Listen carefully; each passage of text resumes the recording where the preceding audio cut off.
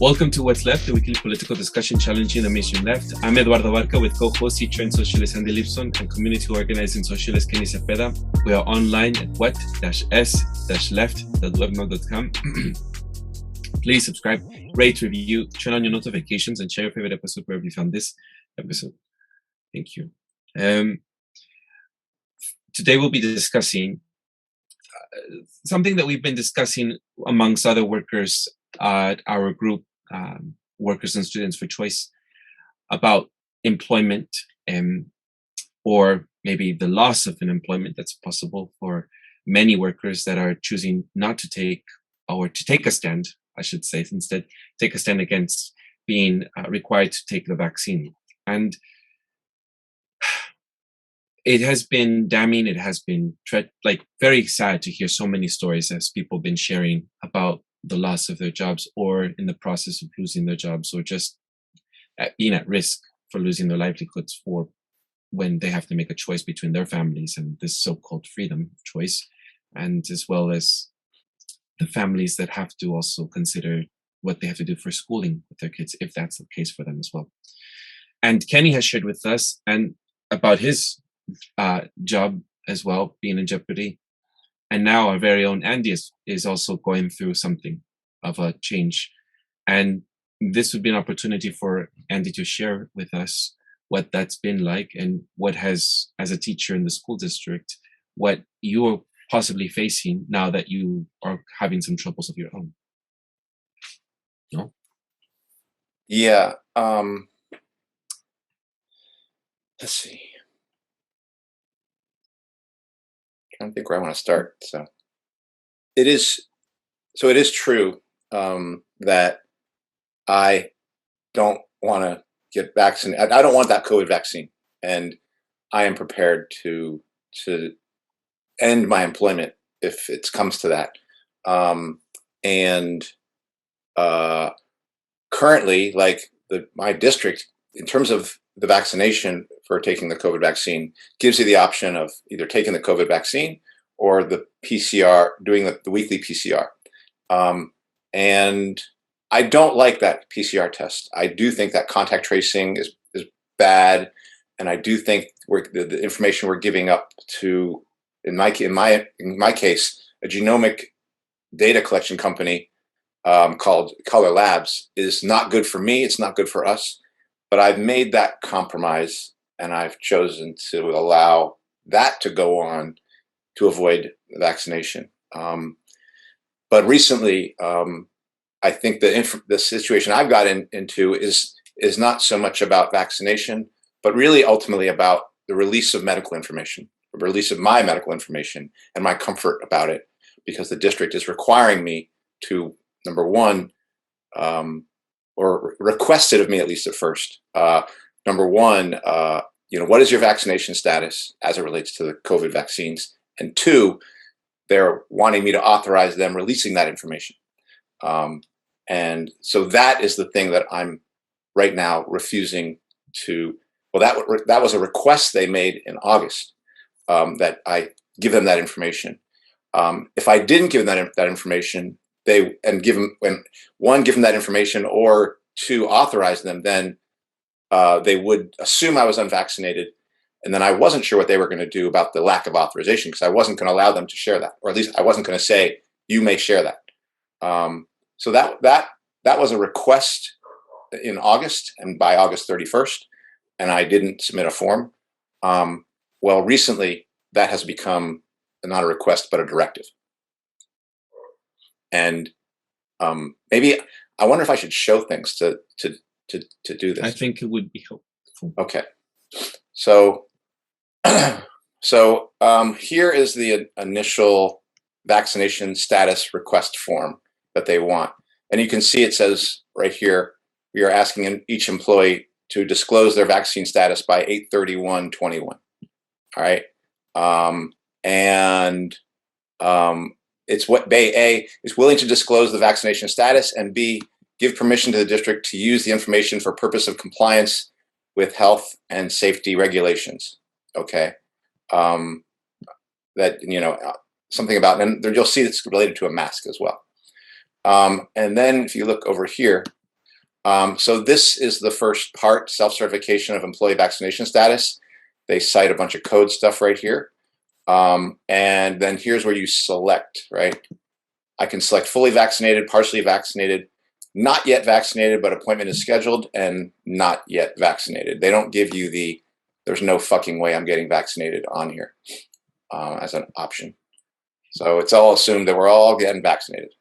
And then, of course, you can click here. I would like to request a reasonable accommodation due to my medical condition or for religious reasons, which I wasn't going to get involved in either because I'm not giving them this information.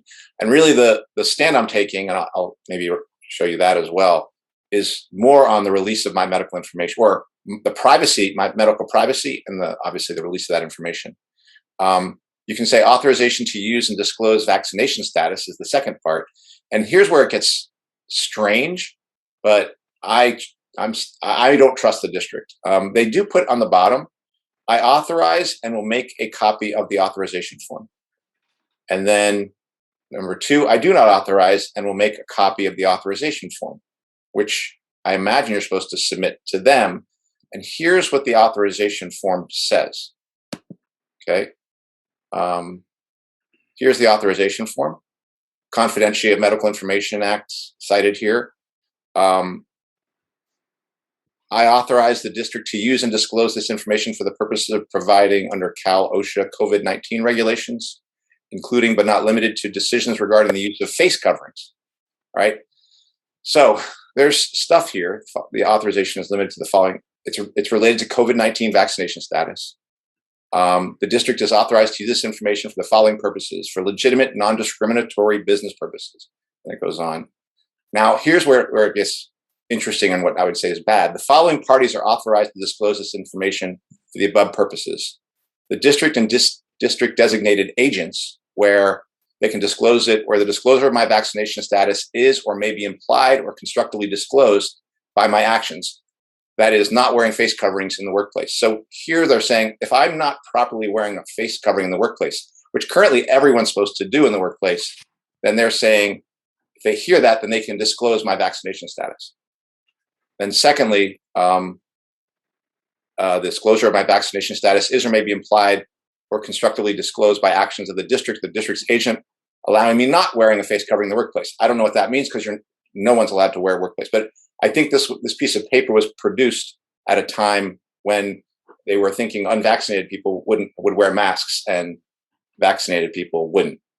Does this make sense so far? Mm-hmm. Yeah. Now, here's the part that really was the most upsetting for me. The following parties are authorized to receive disclosure of this information for the above purposes: any agent or employee of the district, visitor, invitee, or other member of the public assessing the district's premises or facilities who may become aware of my vaccination status by my actions or those of the districts. So basically, as I read that, like a parent, person who visits the district, who maybe thinks that I'm not wearing my mask properly, can go into the district office and say, hey, is Mr. Libson or this guy vaccinated or not? Does that make sense? Yeah. Mm-hmm. Like, it's basically, it's almost like anybody can come in and ask, and they're all here's this person's status. So, and the other thing is that this authorization period for this is until June 2023. The right to do this is not just for this year; it's for all of next year,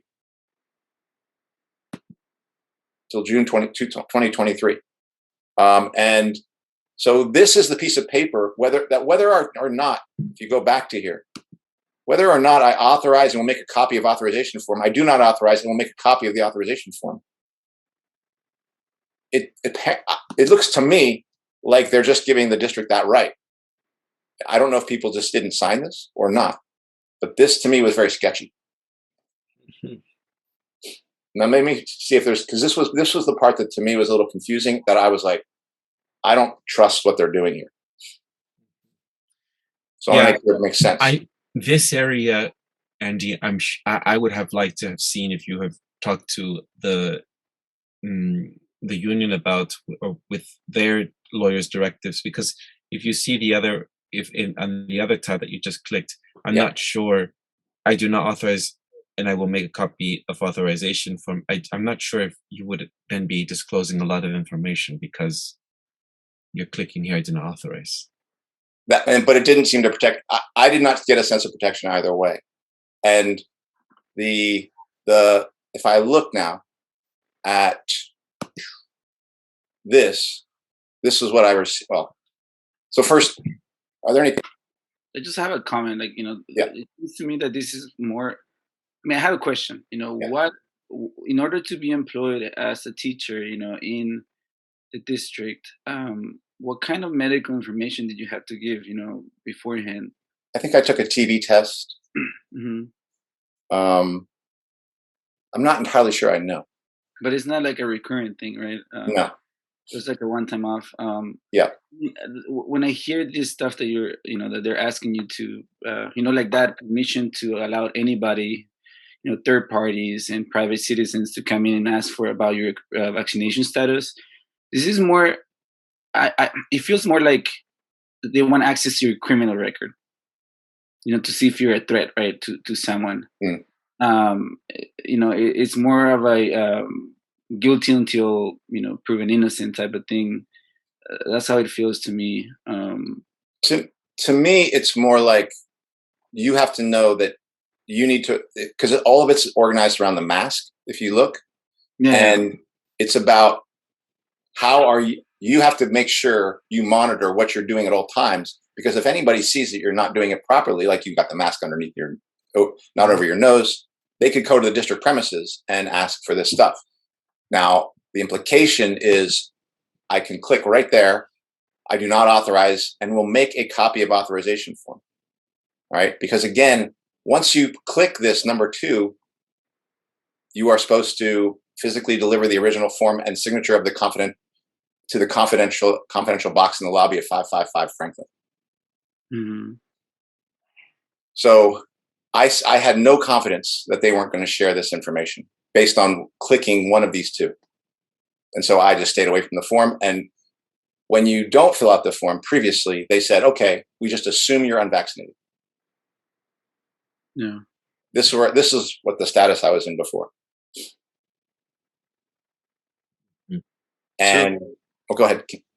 I mean, yeah, this is where I'm curious about what each party is saying, what the district and your union who's supposed to represent you. Right. Well, let me say what the district said. So here's where things changed. Okay. So as of, this is September 16th. What day is that? That was like Thursday. Mm-hmm. You can see it's said it's vaccine directive. Dear SF, they've been sending me things. You haven't filled out your thing. You haven't filled out your thing. And then they sent me this. Dear SFUSD employee. Now, this is being sent to everyone who hasn't filled out the form, I think. You are receiving this email because you have either A, not submitted your vaccination status, or you submitted it through your non-SFUSD email, right? The deadline to submit this required information was August 31st or 2021. Now, this is interesting. They call it required information because previously, if you look at here, it was considered a questionnaire and the district is requesting information. Does that make sense? Mm-hmm. So now they're deeming it required. And then it says employees who fail to report their vaccination status are ineligible to work. Please note that employees who fail to submit this form as instructed above will be ineligible to work in the near future. The district will begin placing employees who are ineligible to work in unpaid status during the week of September 20th. That's this week. Employees who are ineligible to work are placed in unpaid status until they are cleared to return to work, meaning until I, give them my vaccination status, give them essentially my medical information, and then give them the right to share that information. I don't see any protection from clicking on that little thing, do not share. While ineligible to work, employees may not utilize sick or vacation or any other paid time off. In addition, employees who fail to complete the form will be subject to disciplinary action up to and including termination. And this gets us to what Eduardo was saying, which is now, like many workers across the country, I am facing the music here where my employer is saying, you must do as we ask In this case, it's not the jab. In this case, it's saying, you must tell us your medical information about that. And I believe that they're asking for the right to disclose this as well. And I'm going to give them neither. And you can see right here with question 3, I don't want to share my vaccination status because I am worried about my privacy. What is the district doing to protect the privacy of my vaccinated information? You'll notice they don't say, hey, dude, you can just click on that thing and we won't give it to anyone. They say, your vaccination status is confidential medical information, and the district will only share the information with those who have need to know.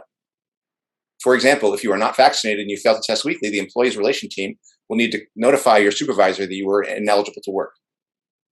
Do you see that there's nothing there that says, dude, all you have to do is click the don't, that I don't want you to share it and we won't share with anyone. Yeah, and who determines need to know? The district. That's. Read the following before. If I report that I am not vaccinated, will I still be able to work? Yes, the district is currently permitting a test exception to the mandate that all district employees be vaccinated. However, employees are cautioned not to rely on that exemption as a long-term solution and to get vaccinated without delay unless they have a documented medical or religious exception. So it's clear that the PCR option, they're saying it, is going to go away. And in reality, I know that, and I'm really making the choice to say, you know what, even before we get to this place where I'm not going to be willing to work under the conditions that you're going to force me to work under, which is, you have to get a COVID vaccination to work here. I'm going to take a stand here on my right to privacy, my right to my personal information about my status as it relates to how I choose to maintain my health as it relates to COVID, how I want to deal with that. I think that's my information. I don't think the district has a right to that information. Even if they weren't going to share that, they don't have the right to that information. So that's why I don't want to fill in number 1. And number 2, I think once you fill in number 1, you're pretty much stuck in a trap of number 2, that they share it. Because I don't see anything here suggesting that they're saying, hey, don't worry, you can just click a little dot and then you don't have to share it. That's why I think this thing right here, because I think there are colleagues of mine who said, hey, Andy, and some people who heard what the stand I was taking were like, I understand what you're saying. I just told them my status, vaccination status, and then I clicked, I do not authorize. I don't think that provides any protection. Could we pause? Yeah. Can I just express something, Andy, if I may, before we carry on? Yeah. I don't know if I should have said this towards the end or should I say it now. Like I expressed to Kenny in the vehicle when we were driving home, I feel as if, like you and another teacher that I know that are not getting vaccinated, she is buying time, or she is taking on filling out this information and still not getting vaccinated.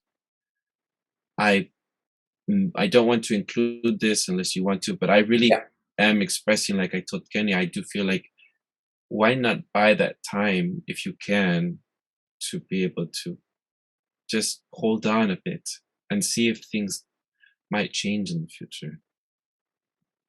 I get worried. Yeah. And I understand that. And this is why I wanted to do this episode. And I think we definitely want to include that. And the reason I'm not going to buy time is I've already made one compromise here, Eduardo, right? Mm-hmm. I'm already doing that PCR test, which I don't like. Oh, you are doing PCR? Well, I am, right? Mm-hmm. I'm already making one compromise and I don't like it. And there's 2 things going on here.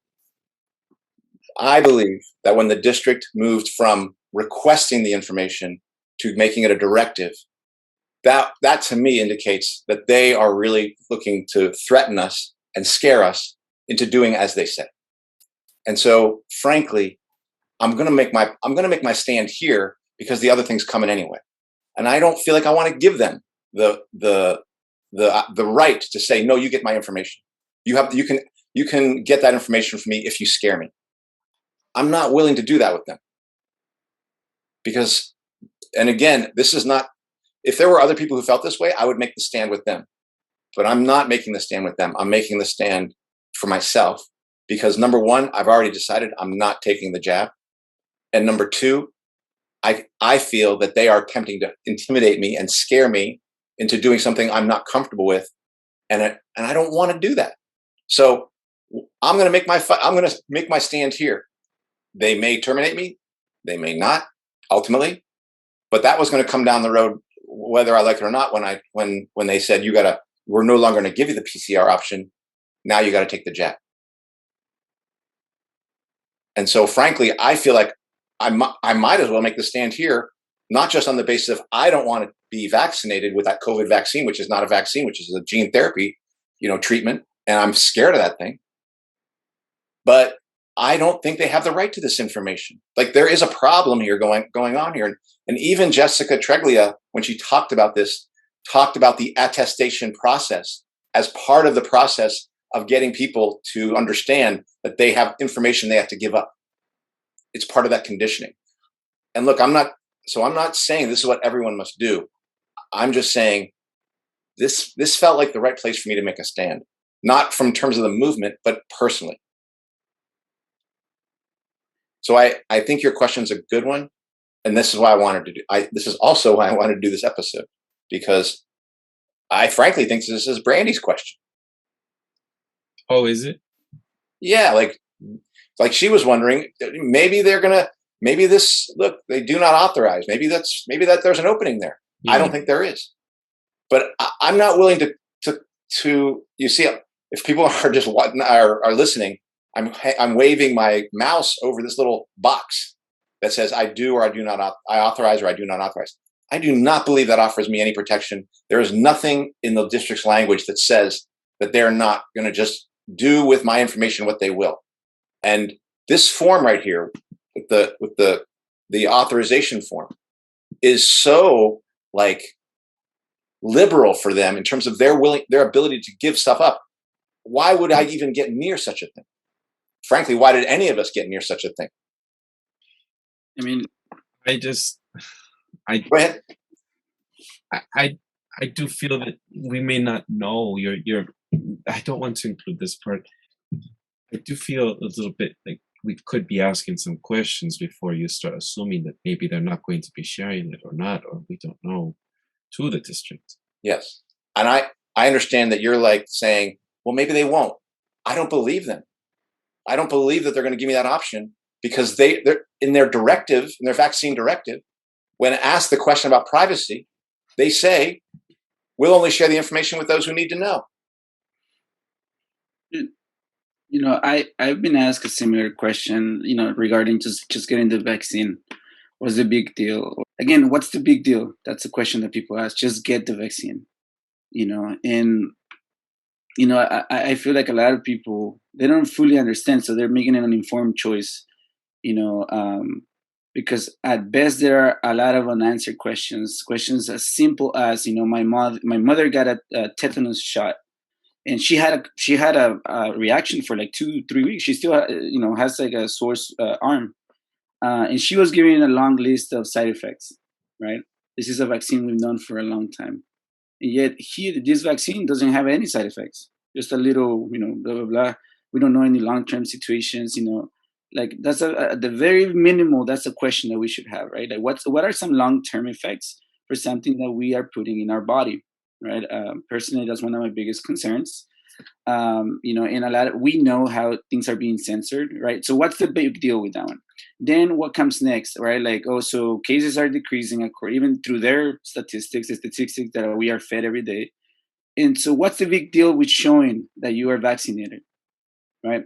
And then, what's the big deal with showing, say you get an exemption, say you do get an exemption. What happens next? You have to be plugged into a system to prove that you have an exemption. What's the big deal with that? Right? And then, so in this case, when it comes to Libson, there is a gradual escalation. It doesn't seem like a big deal, but it is basically twisting an arm. And so where does that stop? They just literally approve, or the third shot, right? For older people in this country. And so when does this stop? Who is going to be mandated? Who's going to decide over your health? is no longer a choice, and that's what we've been fighting here. And so at some point, you can keep running, but but we see that they're not stopping. Even the language in these documents shows that, there is no option to not get vaccinated. It's going to squeeze you or make you work to not get, Right. vaccinated. It's not an option. And I want to say, this was not a gradual this is not a gradual escalation. I mean, I think I said it. When they first submitted this form to me, what did they say it was? It was a questionnaire that we're requesting this information. That's what they first said. And now 2 months in, maybe month and a half in, now they're saying, no, it's required. And if you don't give it to us, you could be fired. What's gradual about that? Can someone tell me what they hear that's gradual? That's going from, hey, this would help us if we had this information, or this is what we're requesting from you. It's your private information, but we're making that request so you give it up, to, no, you give it up. That is not your information. That is your employer's information. We need that. That's for us to decide what to do. And then within it, they put a form that says, well, if somebody comes in and says you're not wearing the mask properly, we might give it up. And so you wonder who's gonna police the mask wearing, who's gonna have the authority to report you and hold you under a constant threat. And this gets back to the thing we talked about with who am I? Do you remember that? The digital ID system? Oh, it's for your convenience. You'll get to share this. You get to share. This is not the beginning. This is the continuation of the who am I. That is, how do I say to the state who I am? Like, I don't know who I am. They're the ones who are supposed to tell me who I am. They're the ones who are supposed to need the information, because they're the ones who direct me where I can work, where I can go to shop, where I can get on a plane. And that's what this is. That's how I see it. And the reason I'm making the stand here is, since I know I'm not going to get the jab, I'm not going to give them the right to say they have the right to this information either. So I'll wage a fight here, because neither of those things is right. Both of them are invasion. One is a bodily invasion. The other one is a privacy invasion. And I think those are equally bad. I'm not saying, and be clear about this, I'm not saying that, because I know people who don't agree with this thing, who wouldn't make this play. I'm not saying a person has to do that. I'm just saying this is what I'm choosing to do. And I understand, clearly, I understand the consequences, because, like they said, you could be made ineligible to work, suspended essentially, without pay, and they're trying to make it and they're taking away sick leave and stuff like that, so you can't hold out. Like, I have 120 days of sick leave. I could hold out for a while, right? They're not going to let you do that, right?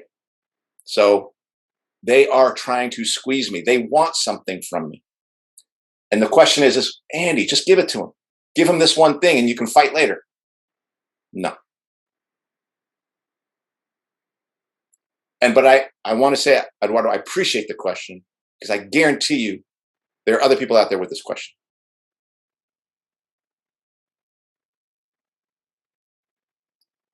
Would you consider doing an antibody test? Wait, what? You mean like to see whether I was, and then give them the results of my antibody test to say, oh no, I don't. No, fuck off. Not you, to them. Like, I don't think this should be happening. Like, I'm not willing to stay at my job under these Gestapo conditions. I'm prepared to leave that job, but I will fight for it, and I'll talk a little bit about that. But this is where I feel like I want to make a stand.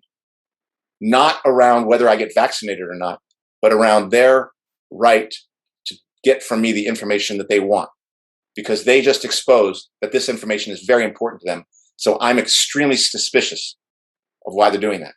So I know personally that there are teachers who are asking their union about this. And what is the union's response? Can you pull up that email? I saw it. Yeah. I mean, first, let's go to the vaccination, your form. Yes. And let's see, is there anything else to this? So there's this. You do the certification of truthfulness that you're saying I'm not lying, and number 4, proof of vaccination. This is where you said you're vaccinated, but now prove that you're not lying, because we don't really believe you on number 3. So now give us number 4.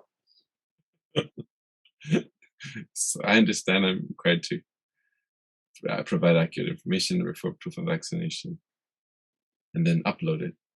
Make sense? All right. Okay, that's it. Well, that's questions? Yeah, that's that part.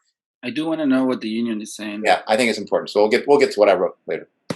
So they sent this out. So first off, a colleague of mine had gotten wind from another principal that the district was going to be threatening people who didn't. And this came in about a week before we got this email threat. I had gotten wind from other workers in the district that principals had been essentially directed to go and threaten their non-signers with, hey, you better sign this form or it's a 2-week suspension and possible termination. Now, that's not what I heard from my principal, but that's what this person heard from their principal. What did you hear from your principal? My principal said was, hey, remember to fill out this form. And if you haven't filled out this form, don't make me come there and sit next to you so that you can fill out the form. Like basically saying, I'm going to try to sit there and walk you through that form. But they didn't say like, you're going to be suspended.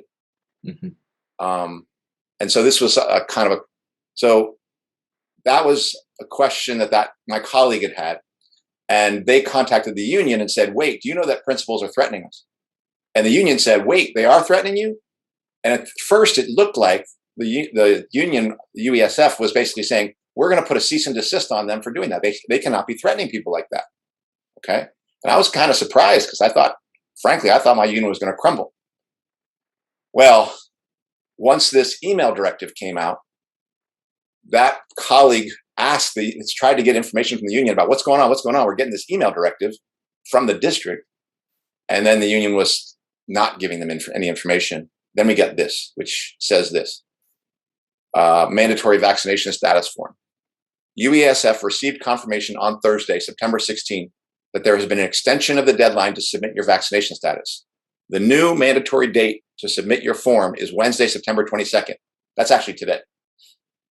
You must submit your vaccination status whether or not you are vaccinated. At this time, now again, let's remind you, this is my union talking. At this time, SFUSD has a mandate to be vaccinated or submit to testing. For those who state they are not fully vaccinated, there is a requirement to submit to regular testing. At this time, no member will face disciplinary measures if they turn in a form stating they are not vaccinated and submit to regular testing. Then they say, it is very promising to know that 96% of the SFUSD employees have submitted their vaccination status. Notice the languages that have submitted their vaccination status. It doesn't state that they have 96% of SFU employees have been vaccinated. No, right. That's right. So it's very promising to know that 96% of the SFUSD employees have submitted their vaccination status. So our union is glad that people are and go up to this early part. The word submit is in here so many times, but our union is gratified that people are submitting to the demands of the district to say, give them your vaccination status. You'll notice they don't speak of, our union does not speak of the question of, will the district share that information? That is not here at all. They don't say, hey, it's not going to be shared. They don't say anything about it. Nevertheless, let's go on. The state, as well as other public and private entities, is looking toward implementing mandatory vaccinations, especially after the FDA authorization of the Pfizer vaccine in early September. The state guidelines, which may include exemptions, supersedes our contractual rights. So they're basically saying, we can't do anything about this. If the state wants you to get the jab, you got to take the jab. That is not true. That's not true that our union just has to bend over, but that is, how they're taking it. UESF is in regular communication with SFUSD around this issue. We are looking to plan for the next steps when such a mandate is imposed. Contact your union representative if you have any questions. Does this sound like a union that's prepared to fight this directive? Let's go back to that paragraph. There are many examples where the union has understood that there are state requirements, or that there are implementations or um, requisites. And this, just as even if the state, for example, says, sorry, this is what the budget's going to look like for your next school year, Right. the union does say many times, even with awful union leadership, we have had, well, I'm sorry, I'm saying we, I'm a former union member of this. The EUESF has stated, no, we do not believe that. We're going to fight for more, or we're going to fight against this, or whatever. They're not just going to stick with the status quo. They're not going to just, or not maybe this union, but other unions that we have seen around the country have definitely stood up to the state. Right. And the area where our union definitely resisted was like Prop 201, when there was this stuff around racially profiling people for clothing, and immigration, when they were trying to make teachers mandatory. They had actually legislation that said you had to like snitch on people that who you found out about their immigration status. We were basically going to say, we're not going to obey that. So that is what it's a cop-out. That is what an organization of workers is for, is to basically come together and say, the state's going to come in and impose stuff on us, but we don't have to do it if we choose not to, if we exercise our will to defend our rights. So they say sometimes, well, this is basically their way of saying we actually agree with the state, and getting these mandates. And they even say, we will tell you, we are looking to plan for the next steps when such a mandate is imposed. Once this mandate gets imposed, we'll be telling you about the next steps. Right. I'm curious, am I wrong, or is the Pfizer vaccine still under emergency use authorization? Because like my understanding was that they authorized just the name. I'm just bringing that up because again, they're regurgitating the thing that is being pushed in mainstream. I don't know who's actually looking at what's happening with that, and again, just repeating what everyone is saying. Like when I read this, I'm like, all right, you're telling me what I already know. Yeah. Well, the mainstream information is that FDA approved the Pfizer treatment, but as people have noted, the BioNTech, which is the current version of the Pfizer vaccine, is still under emergency authorization. Comirnaty is authorized, but not on the shelves. So when you get the Pfizer vaccine now, if that Pfizer vaccine is BioNTech, that's under emergency use authorization, which if you have a bad effect, you have no legal recourse to get any rights to, in terms of Pfizer's protected from that because of the PrEP Act back in February.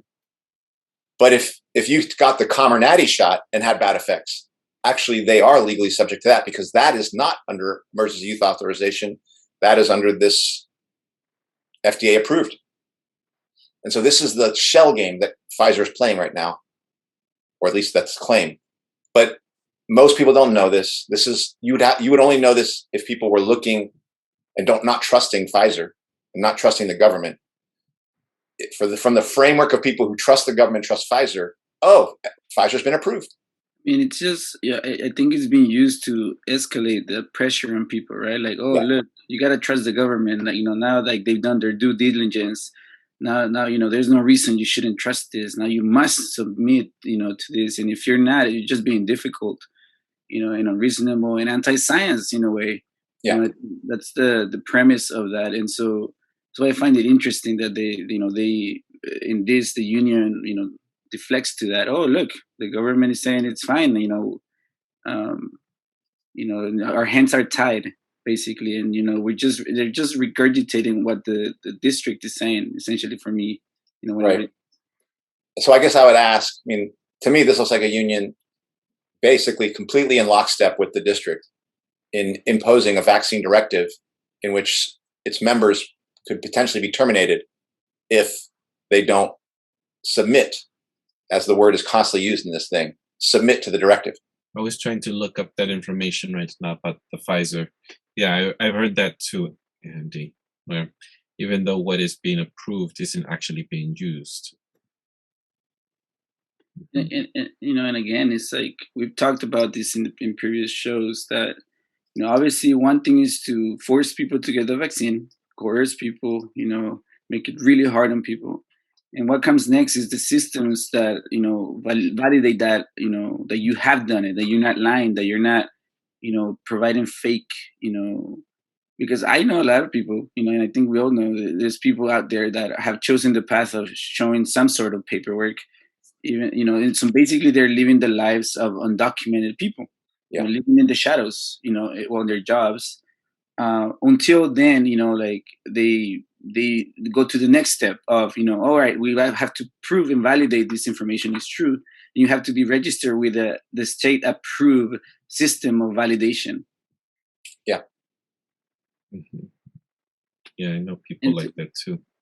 And that again, that the exemptions are not, that doesn't free you from that system, from that subjugation, or that that tied to the state to be for you to be approved. Who the hell even determines what is a religion? Yeah. Like that is very ambiguous. Again, is again who gets to say what's okay, what's not. Right. And it's not to say, like in the Workers and Students for Choice, we're helping people, we're talking to people who are trying to figure out how to navigate some of these things. And people are going to, well, some people are going to make the choice to take the vaccine. Obviously, many people are going to take the choice to give up their medical information, right? And others are going to take the choice of trying to find ways of exemption. But all this is attempting to do is trying to find safe harbor in a situation where there's a growing asteroid storm, and rocks are raining down. And so the only way to stop these things ultimately is to oppose them. We do have to understand that. And I'm not claiming that me doing this is going to stop this whole thing. It won't. But I am, this is the reason I want to do the episode. I do want to say, this is why I'm drawing the line here. I think everyone out there has to figure out where their line is. I have colleagues who I trust and I love and I'm going to organize with who are drawing their lines somewhere else. The reality is we won't stop anything until a bunch of us choose the same line at one location. But we're not there yet. That's not the situation. No one is seeing that kind of organization here in the United States that I see. Maybe a little bit in New York. But so since we're not there yet, and this is where we're trying to get to with the groups we're organizing, so we can coalesce to a point where 6 of us can draw the same line at the same place and try to say, no, we're not doing this. But until that happens, I do think it's up to individuals to figure out where their line is and why not to do it. And this is why I know, Eduardo, you were reluctant to have your question because you thought maybe you were undermining, but it's not. I mean, and if folks on the episode think, oh, Eduardo's trying to talk like the state, bullshit. These are the questions people have. And so that is why I want to do this episode. Not to justify, because I'm doing this no matter whether or not you agree with this, Eduardo, but to explain, here's my thinking, here's what's going on. And to show people, this is the different ways they're creeping in. And at some point, we're going to have to say no. I'm choosing to say no here, so I want to publicize it.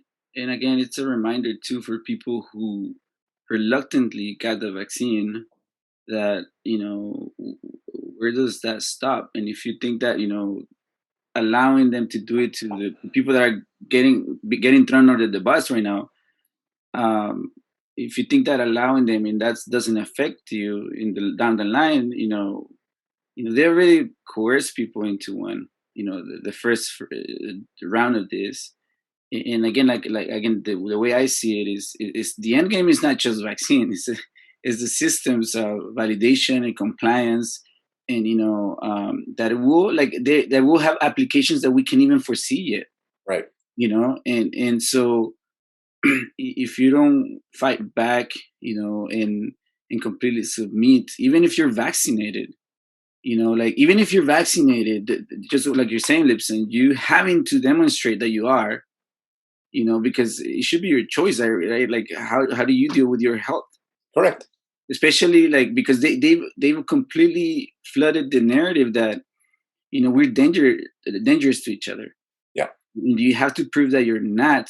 And we've talked about at length how, I think personally that, this was never designed to actually stop, the spread of a supposedly very deadly virus, and so, you know, the premise is that this is supposed to save you. So if you really believe that, and again, if it's a treatment that protects you, what is the problem with having to impose this on other people? Like if you choose to take it, that's your choice. I'm not even, telling people. I have the set of information that I've gathered, and so this is about protecting choice, imposition. If you really think again that this is not going to come back to, like a boomerang to you in things that you don't want to do, you're really wrong, because this is about the systems that are coming in to play. With that, those QR codes, those vaccine passports, because I do believe we are in a new era. We left the era of terrorism into the era of bioterrorism. They needed a new boogeyman, and so this is going to live with us. And so, how much are you willing to let not only the people around you, other people police you, other your employers, your ability to freely participate in the society, and then it goes up into the state, and the people that rule our lives. Because and again, we can listen to other episodes where we discuss, how I personally see this more in relation to immigration, and the freedom of movement, than actually a public health issue. But and that's why we need to have these conversations. Why you have to take a stand. And well, yes and no. I want to say something about why. I agree with you. Why you have to take a stand, but I want to come back to Eduardo, because Eduardo, you've been quiet, and I want to see where you're at.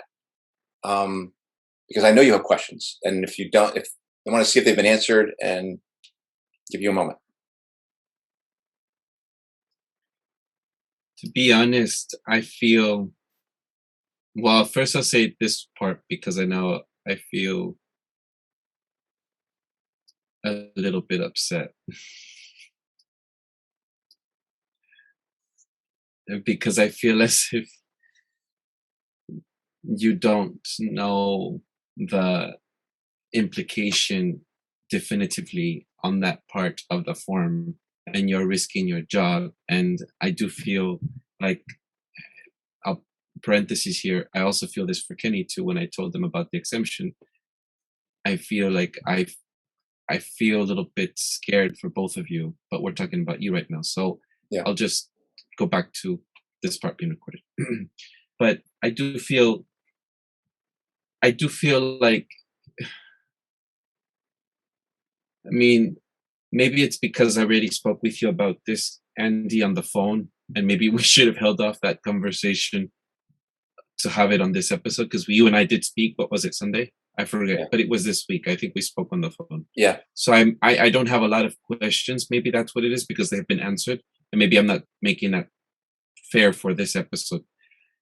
But what comes up for me more than anything is just a feeling of, like, I feel as if, well, I just feel very strongly that you could be able to avoid this a little bit, and not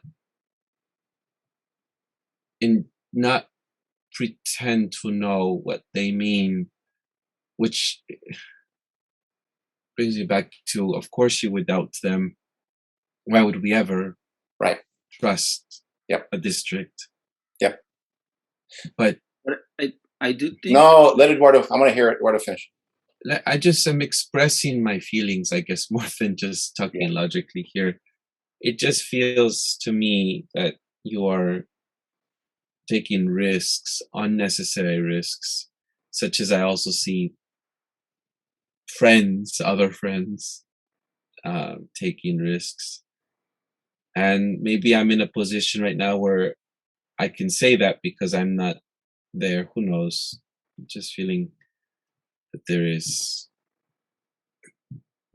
It is an unnecessary risk. Mm-hmm. You are right. It's a risk of choice. That's the thing important. And this is the part I hope we get at this episode. Let's be clear. We're trying to build a movement. but we do not yet have a movement that is of sufficient forces where a number of us who are faced with the same choice are saying no to that choice. Right now, we have a situation where each of us in our individual holes, foxholes, is having to figure out how do we survive in the context of an overwhelming attack, and I would say by the capitalist class. You understand that I support that as well, but I feel as if you're taking on your an assumption based on something, like there is no definite, like I just feel that if you just, I know that I'm not trying to have a no, I get it. Here's what I'm saying. The district, when it said I should fill in number 3, said, are you telling the truth? Mm-hmm. Then the district says number 4, we think you're a liar, so prove it. Agreed? Mm-hmm. Mm-hmm. Agreed? Mm-hmm. So here's what I'm responding to the district. I think you're a liar. I think you're going to use that information whichever way you see fit. Because 1, you've given me no reason to believe that there's not some sort of shell game being played here. Number 2, my union hasn't talked about privacy. And number 3, when the question of the fact was in there about, oh, is your privacy? They just said, we'll just only give it to the people who need to know. So there's no, why would I trust these people? It would be, for me, from my vantage point, it would be wrong. I just can't, I'm not framed to trust them. I think they're liars. I think they lie to manipulate me, not just SFUSD, but everyone going up there. So that's just how I feel about them. So why would I believe them when they've given me no reason? Color Labs, let me put Color Labs on here, which is the people who are collecting they literally put on a piece of paper saying we destroy that sample after 14 days or 7 days or 10 days or something like that. I don't believe them. They put it on a piece of paper, but I don't believe it. The reason I don't believe it is because Color Labs is a genomic, they make money by collecting people's genomic information and selling it. So I don't believe it. I believe they're lying. Now, I believe there's a long history of governments and corporations lying that I can rest on that. But in this specific case, can I say that I know for a fact that they're lying? No, but I believe they're liars, so I don't believe them. And it's not for me. And number 1, first, the question of, are you going to release that information? No, you cannot. But number 2, the reason you can't release that information is I'm not giving you the information. That's number 1, right? Isn't that question number 1? Mm-hmm. I'm not going to give it to them. They don't have a right to that. That's what I'm saying. They don't have the right to know, do I use ivermectin if I get sick? Do I use vitamin D? Do I use fluvoxamine or whatever, hydroxychloroquine? Did they ask those questions? I wouldn't tell them that either. But they're saying, no, we want to know if are you using this. And that's because it's connected to control. It's connected to data. It's connected to attestation. That is, I'm conforming to this. I'm a block. You have a right. The state has a right to that information. This is the world they're trying to build. Not just a world of control, but a world of compliance where we say, okay, you asked me of this, I'll give it to you. And in making a stand here, and I think this is the reason, is I think some people hear that is me saying, everyone must make this stand here. No, I'm not saying that. What I am saying is, until we get a movement where we can make a collective stand, anyone who wants to fight this is going to have to decide, where is your red line? Because my red line wasn't the PCR test. I did the PCR test. I don't agree with that. I think that's wrong. I think people should fight it. There's another teacher in Philadelphia who agreed to be fired on the basis of not taking the PCR test. I don't disagree with him. That's not where my line is. I know my line is at the jab, but by them doing this, by them going from, oh, we're requesting this information to, oh, no, if you don't give this information, we're firing you. I was like, no, not, and particularly in the lineup around vaccination status and medical release of information, this was where I was going to draw a line. And it's a choice, right? It's not, I'm choosing to go by my instincts of who I trust and who I don't trust and operating off of that. I hope that makes sense.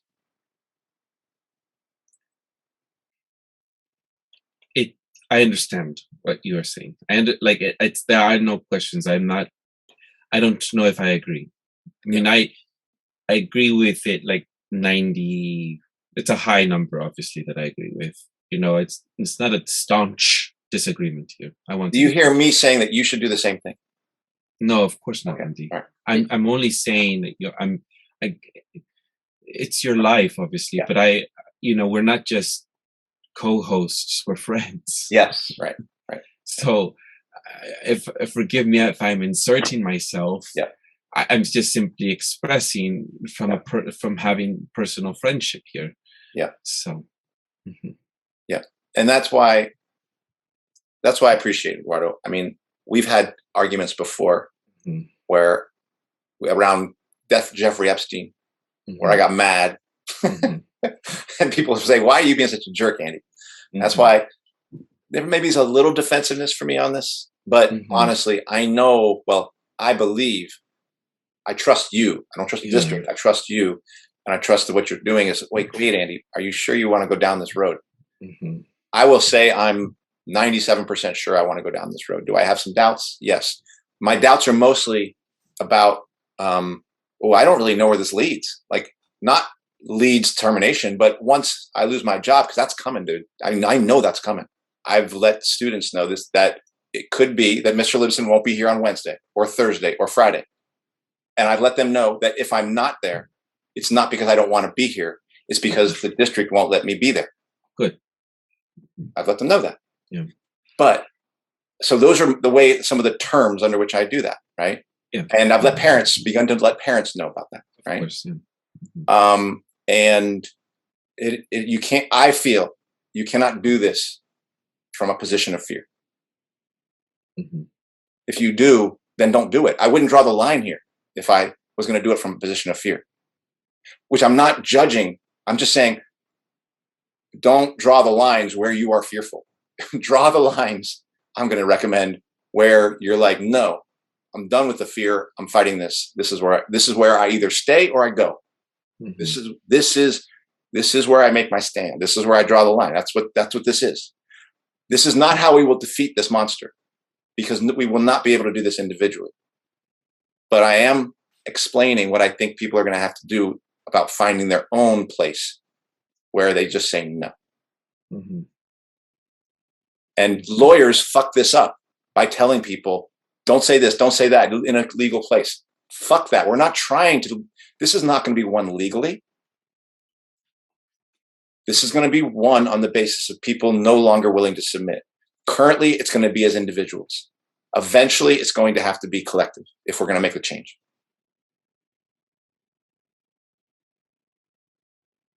So no, I don't care if I lose my job. I care more about this issue than to keep my job under those conditions. So I'll say it again. And if a principal wants to use that, if somebody wants to clip that out, bless your heart to do it. Kenny? I mean, yeah, it's, I think I'm learning. I'm learning. Again, people would make different decisions, and that's the sad part about this, right? Like, we're being atomized, and we've talked about how, like, the anguish that a lot of people that listen to this podcast have felt, and in different situations, there are people at different stages of the essentially persecution, and a political persecution, I would say, so I see it, and of a minority. I think we can look back at history and compliance, and I personally try not to put history behind a museum glass. When we talk about Muhammad Ali taking a damn stand, losing his livelihood, taking that boxing out, like that, not to me, is not just some romanticized movie. That was a person that stood against the beast and was willing to lose everything because he had reached his line. He reached a line where he said, no, this is where I stand. He was labeled difficult. He was a public enemy, and I'm not trying to like romanticize, that Libson is doing something heroic as an individual, and he'll go into history books, because by and large, history is made by people, not the people that get the credit, but the people do the dirty work in the background, the pay the price. And so again, I'm learning here. I'm learning that it brings up questions to me and probably to other people listening to this podcast. Where is your line? Exactly. And when we've gone to those rallies, I think a lot of people that we are still a minority, but those people do see a line, because I think the people that are just submitting and just buying time, at least from my view, they don't see a line. They're hoping that the people that are pushing the boot on our throat, submitting, making us submit, they're hoping that they're benevolent. And this doesn't even come just from the district, because what has been unleashed, you gotta keep going up and up and up and up. And yes, the executors of the persecution are those, the districts, and the people that are complicit are the people in the unions. But let's start that this war didn't start on, with them. They're just executing, the will of, the big plan. And it sounds conspirational to some people, but we have to see the implications, and you have to work at seeing where your line is. And some people may not. Some people, and that's the sad truth. A lot of people may not see a line. What's the big deal? I get that question a lot. And what's the big deal? To some people, the magnitude of the issue doesn't materialize. And that's infuriating. That is frustrating. That is emotionally draining. Because I personally, right, like I came to organizing on the issue of immigration and the climate stuff. I deeply care about this stuff, and then I see these applications of these systems into immigration. Look at like the people that were saying Biden is gonna be less evil than fucking Trump. He's not, right? Like, and look at the escalation on immigrants. And guess what? These vaccine passports totally have an application on immigration. And then expand that. If you really understand the purpose, at least from my point of view, what I understand as immigration, the reason how it works for this system, to exploit people, to regulate the movement of workers, like, so if you understand that in the purpose of borders and the purpose of passports, then you see I start to see the magnitude of this. Is not just about me, obviously, but and they will work always, as always, to push it down the throat of the people that resist. And then we wonder, right? Like history again. I go back to history. How the hell did the Germans, right? My brother was telling me, I don't know this for a fact, but he was. We just came back from a trip to SoCal, where there's a different feeling than San Francisco. San Francisco just feels like a hellhole for me right now. Just robots. But he was telling my brother that he read a story that some German kids are just discovering what happened in Germany, because we don't want to talk about the horrible things. We want to hide bad things. But guess what? That was not long ago, or even the segregation in this nation wasn't long ago. And if you don't see the parallels with this, then like, I don't know what to tell you. If you don't see the magnitude of this, and so again, it just goes back to me. It's like it's real. I'm in a different position, because it is real. I'm also facing termination. The anxiety. I'm waking up with night terrors, persecution. Okay, so what's the big deal? It's happening. And I'm not going to appeal to people on the basis of morality and this stuff. You have to see how this is going to come to hunt you and yours and the people that come after you. But if people don't see that, I don't know what to do. So at the moment, yes, I do what I can, but speak about it. People that know me are starting to understand the consequences of this. I don't know, what's going to happen with my own job, my job security, my livelihood. I don't know in what ways I'm going to have to, where my line is. But I can tell you for damn sure that there is constant aggression. you know, this is a boot to the throat. You know, people have become vicious, you know, around me, you know, in order to support this thing, and or simply just and then I think again, I think about history, and you know, it's like how many people said, "What's the big deal?"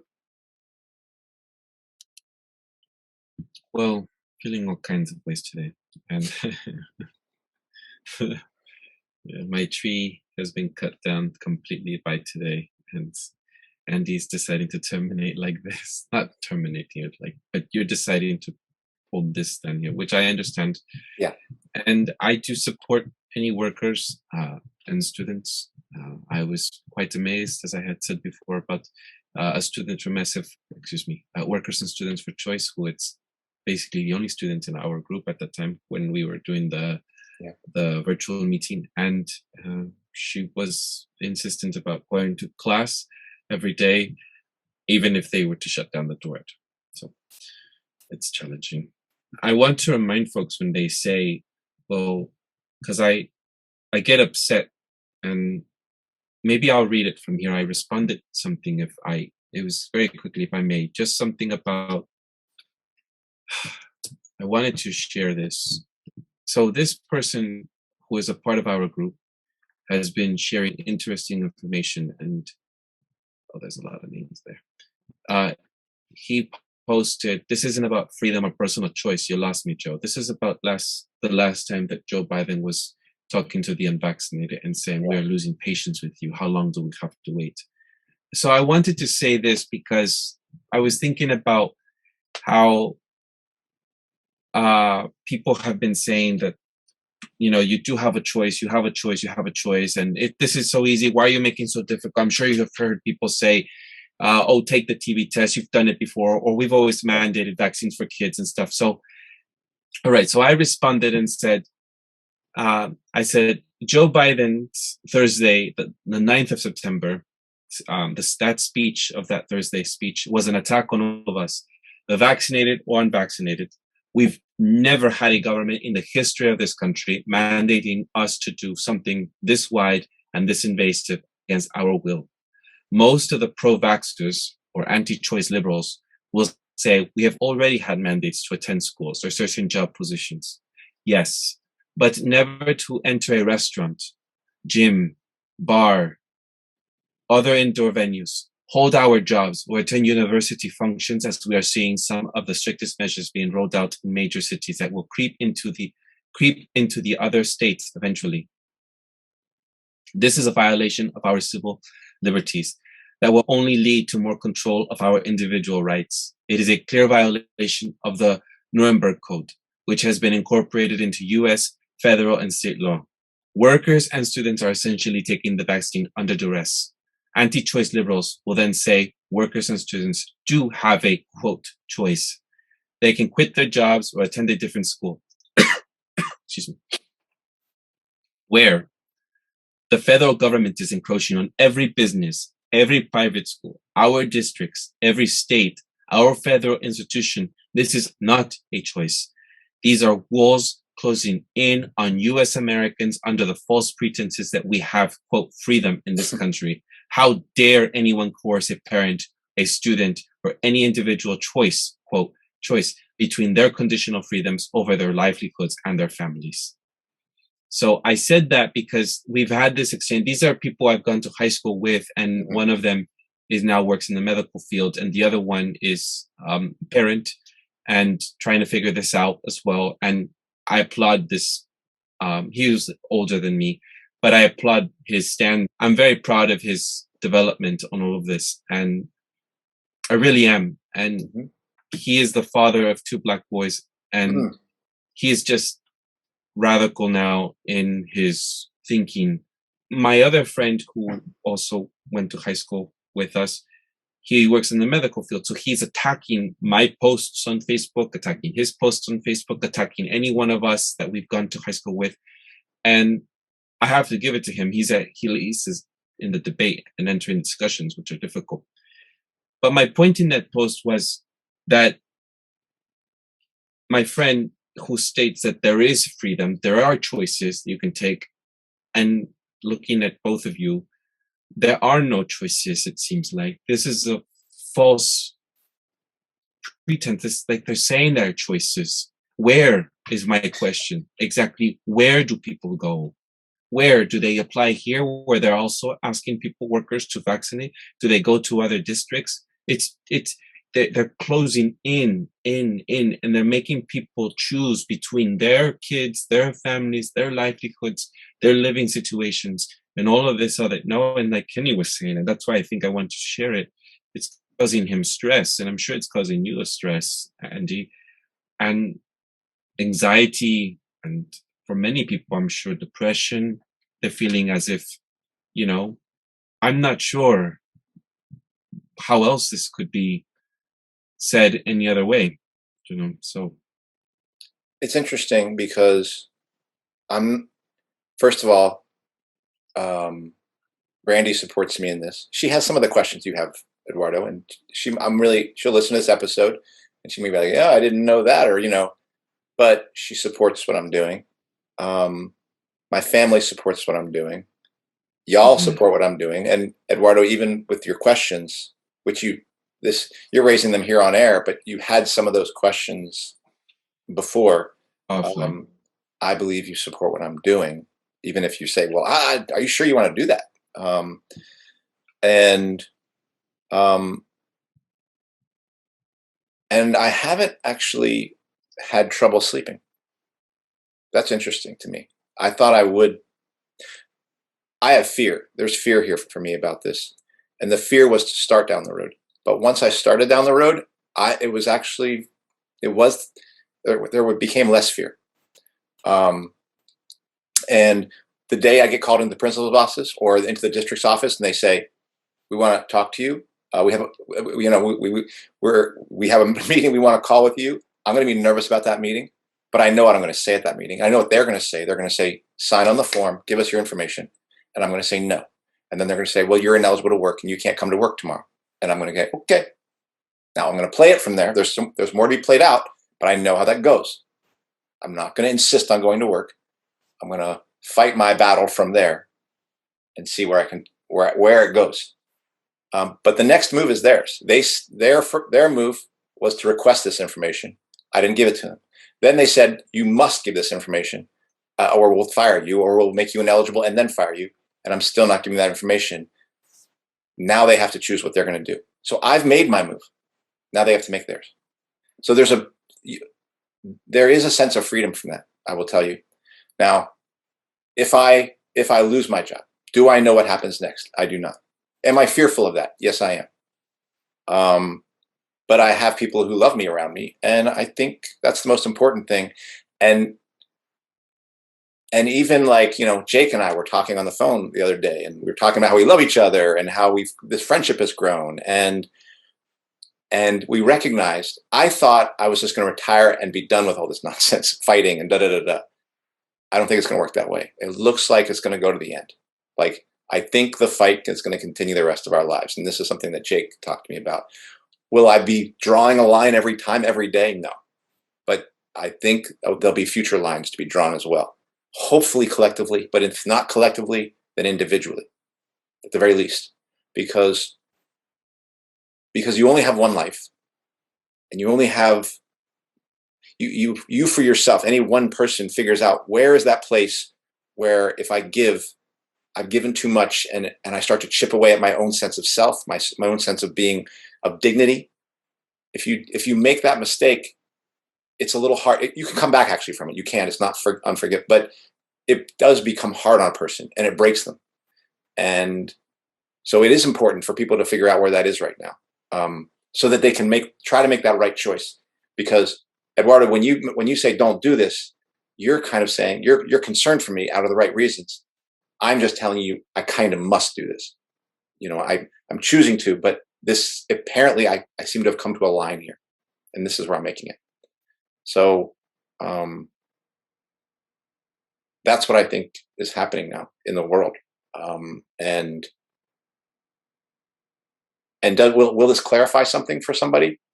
Hopefully, I think I appreciated hearing from Kenny that this was helping him think about where his line is. And if somebody's listening, you should think about that.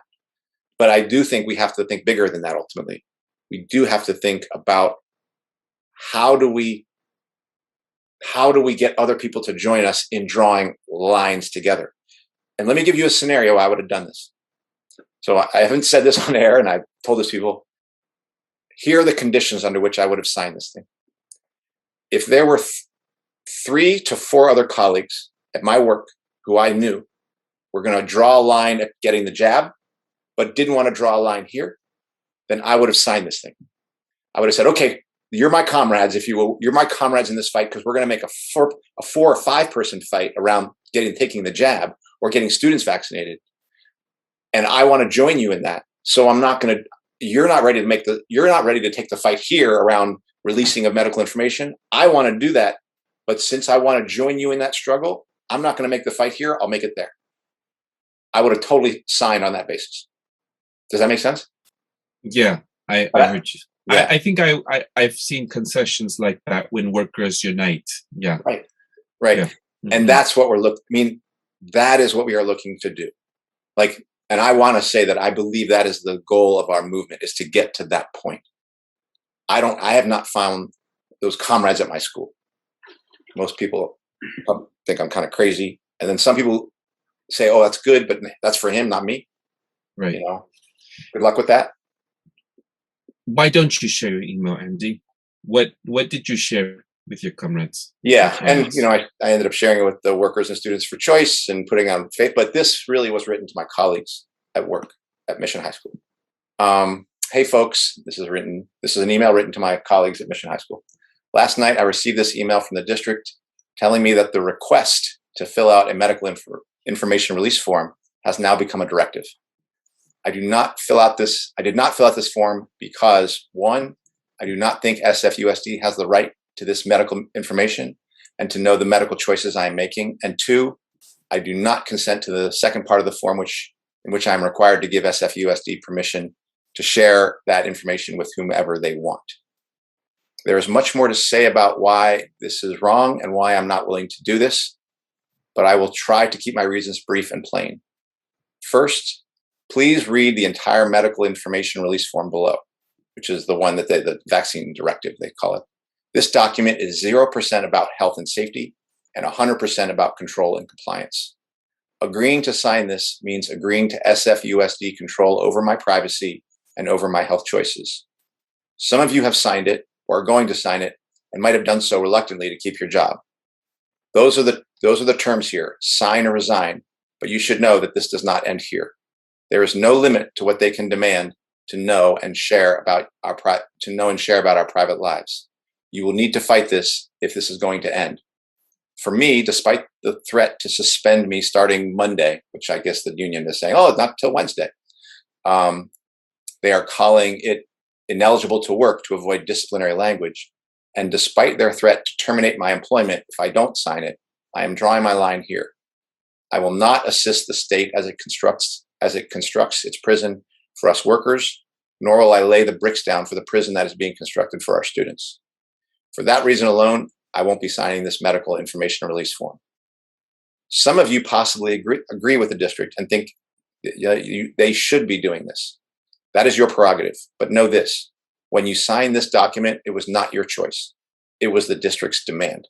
You just happen to agree with it. There may come a time when you do not agree with the district's edict. Then you too will face the moment I am facing now. And I signed it my name and Mission High School teacher. Did you share that with entire Mission High School teachers? Yeah. And there were a few people who expressed support, but who said they signed, very few. I think I've heard from maybe four out of 140 workers. I think I've heard from 4 colleagues. Most people don't talk about it. I was in my department meeting and no one talked about it. It's awkward because I think people are waiting to see what's going to happen to me.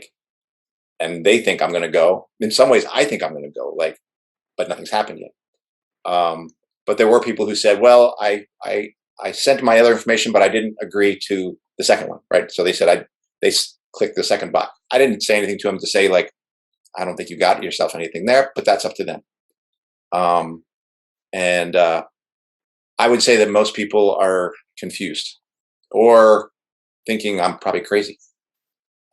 Not most people think I'm crazy, but I think there are people in my work who think I'm crazy. People who think I'm could become right wing. There are people who are like, well, that's good, but that's him. And then there's folks who say, no, I appreciate what you're doing, but that's not. I don't want to do that right now. I would last say that I personally don't think there's anyone at work. That's my guess. Who, in my opinion, understands the stakes of what's taking place right now. Because that's what I feel. I feel the stakes, and that's what's causing this. What do you think happens next? I mean, well, at some point, they have to make a move. If they don't do something, then they basically are saying, "Well, we'll just leave you alone." I think there are some complications that I have for them. Number one is it's hard to find teachers right now. They're having a tough time covering classes. And number two, I do a good job, and I think students like me. You're a PhD doctorate from Johns Hopkins. Exactly. Well, despite that, I'm a good teacher. And I did let the students know, so it's not like this is going to come out of nowhere. And I think parents are starting to hear about what's happening, and some have expressed like, we don't like this, and some have said that if this does happen, that we're going to make an issue within the school, and I am fine with that. And some of those parents had heard about my circuits in the park last year. They didn't have students in the school. Like, they were maybe ninth grade parents. Now I'm teaching their kids, but they were like, "Hey, we know you. You did that thing in the park. We think that was good. We think it was not good that the school kind of came after you for that." So some of those parents, I think, might be a complicating factor if they do try to take an act here. So personally, I do think there's a chance the district's just going to be like, you know what? There goes Libson again, opening his big mouth. No one believes him anyway. Let's just leave it alone. It creates trouble. That's possible. There's cards I'm going to begin to play once I'm made ineligible. Do you want to share? Well, these are just, no, I don't. I would just say there's a hand I'm going to start to try to play. I'm trying to build that hand now. Let's put it that way. I mean, I'm curious as to what's going to happen. It's I think there is an element of unknown, right? I think that going back to those documents, the fact that they don't give you an option for no, I'm not getting vaccinated, it just shows what the end game is. Yeah. And so like you said, Eduardo, it's not, they frame it as a choice, but it's not a choice. It's a complete imposition, and and it's just, I'm curious to see what happens, because I think it also has implications for my own situation, because and for other people's, finding their own lines, and to see what happens next. Because again, I do think this is the beginning of a new era, of, we don't, it's almost 2 years since this started, right? And again, I go back to I think there was a video shared in the Workers for Choice group, where some person was sharing, it's just this, it's just a mask, it's just a shutdown, it's just a, online learning, it's just this, it's just that, and even people that I find myself engaging in conversations who are more receptive, they give a lot of benefit of the doubt to this people like the CDC and the state that have contradicted themselves in some ways, and so the benefit of the doubt allows them to completely change the conversation, but at the same time advancing the same agenda.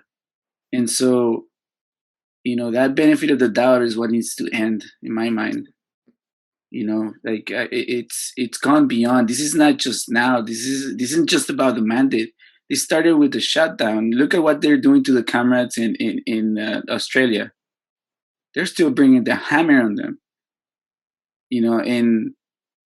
and so in a way, this is individually that what's happening. They're bringing the hammer on compliant people, and so this is not just a San Francisco thing, and so this is not just like a California thing. This is a global thing, and we just saw again the news. I disconnected for a few days, but I came back into it, and then the U.S. is going to be the, I don't know, the force for vaccination, something like that. That was the framing of it, the force for vaccination in the world.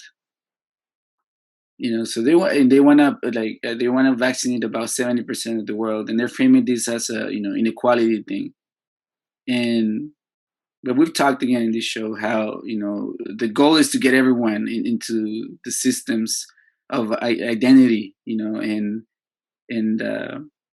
to control freedom of movement and capitalize in the our personal data, personal information, and that the implications of the data are massive. So again, it's just interesting to see how Libson sees at this. I'm encouraged in some ways, that I am also reminded by you sharing, Libson, that you have family. I do too. I have friends, I have family that love me, that may not understand everything, but and that's the benefit of doubt that I value. Not the one for the CDC or the state officials, Gavin Newsom, London Breed. The people really bringing the boot down on us.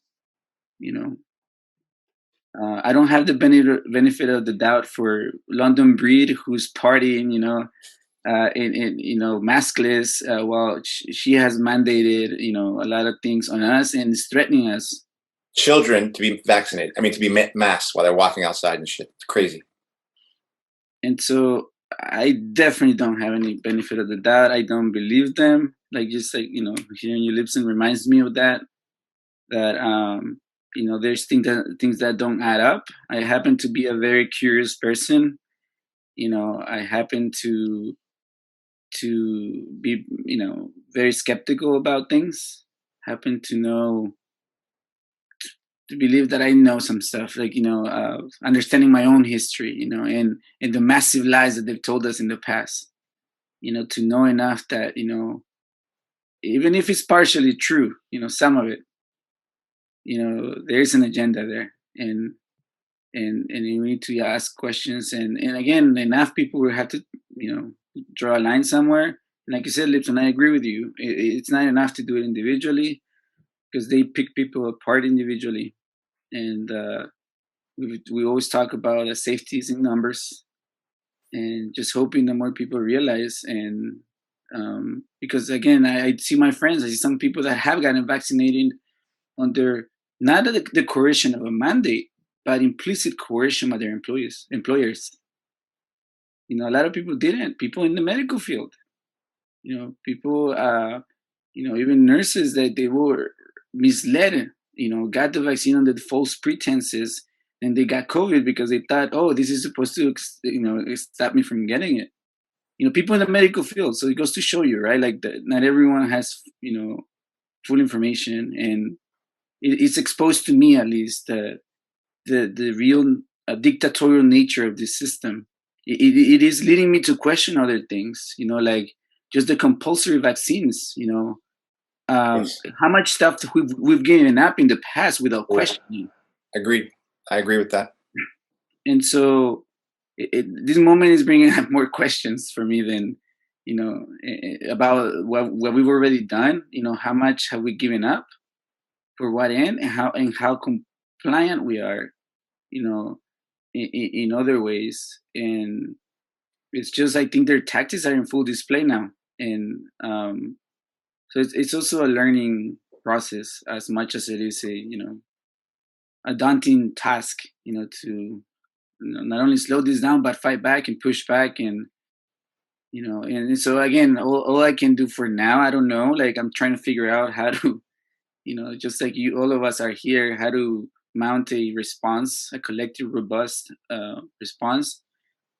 But again, it's a learning experience, and so I'm really glad you're sharing, your thoughts on this, Libson. I think I have questions of my own, because situations are different, for people, and yeah. So we'll see where we head,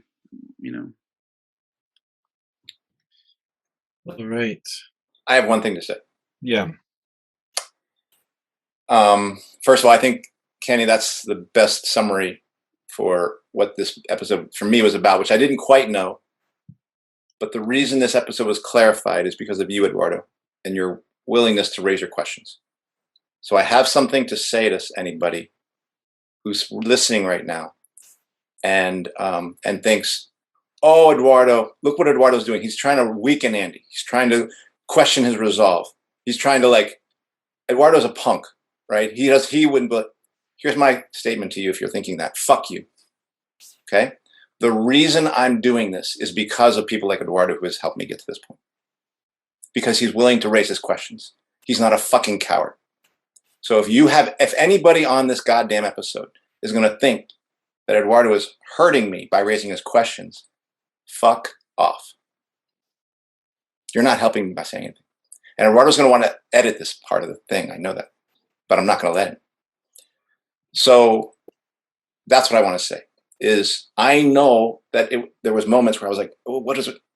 But Eduardo, you have helped me in the past and you helped me today clarify for me, because I know your statements. And it's really what Kenny said, is you do get the benefit of the doubt. You have earned the benefit of the doubt from me. Not, you know what I mean? And that's something I want to say. Yeah.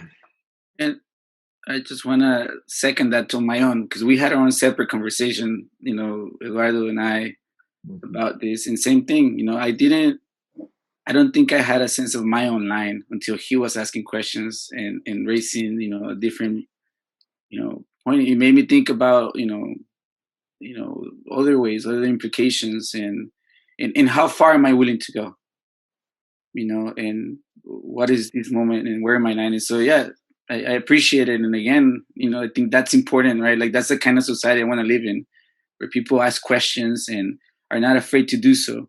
And other people in my life, honestly, just similarly, that just question, because I've been wrong too in the past, and so challenging each other, it's powerful. And so I think, yeah, thank you. It's genuine. I do try to figure out a way to,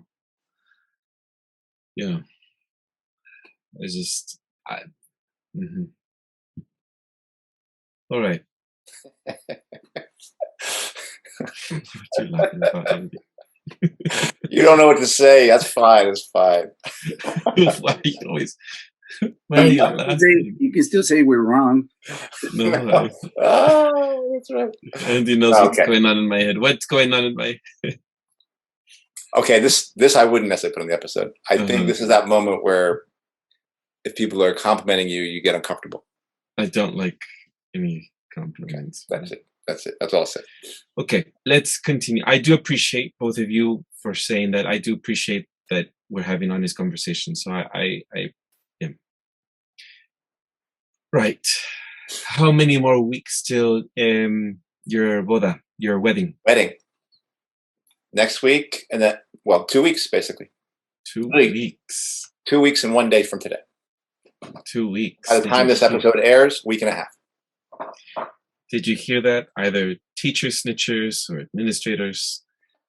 This is what we're talking about. Someone's life about to begin, the genesis of a new chapter.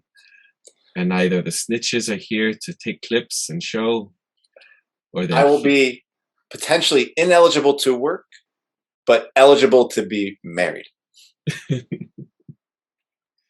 wonderful Brandy, our Brandy. Brandy's husband. Right. So I thank you. There was one thing there's two things I wanted to say. And I heard this recently on, I listened to the BBC, but I also listened to the Bay Area News, KQED. It's a podcast. And in the state of California, there have been more deaths by overdose, a huge, like a spike of overdose deaths that we are not hearing. And COVID, for all those COVID activists, suddenly people have become COVID activists and, demanding mandates. And I've even heard and seen on social media horrible posts by these COVID activists, such as, I hope they get fired. Some people might laugh. I hope they die. Or the unvaccinated, the people who are choosing not to get vaccinated, should die outside the ICU beds. Horrible things from COVID activists, from anti-choice activists, and here we are drowning out other important stuff, such as overdose by drug overdoses in the state of California. There's a spike, and here in California alone, in San Francisco alone, excuse me.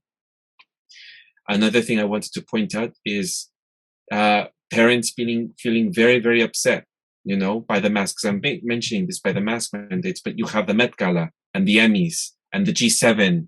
All of them are the exception, because the rule is, if you're poor, if you're in power or you are wealthy, you are the exception to the rule, as Alexandria Ocasio-Cortez has shown us, right? At the Met Gala, and for people at the Emmys, and people, world leaders at the G7, no? So that's them. Yep. How upsetting. All right. Well, let's conclude this.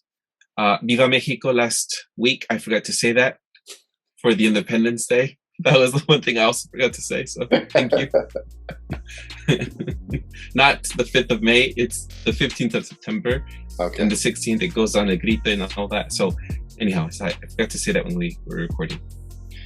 That does it for this week's episode. What's Left is a weekly political podcast that's channel challenging the mainstream left. We post information about our topics and our guests on the episode notes wherever you found this episode, or on our blog at what-s-left.webnode.com. You can find past episodes to this podcast / channel there and connect with us. I remind folks, if you like anything you have heard here, please support us by sharing your favorite episodes, rate, reviewing, subscribing to any of our platforms on Spotify, iTunes Podcast, Stitcher, Google Play, BitChute, Odyssey, ODYSEE, or YouTube or Telegram. And if you would like to give us feedback about something you've heard or suggest something for us to cover, contact us through our blog.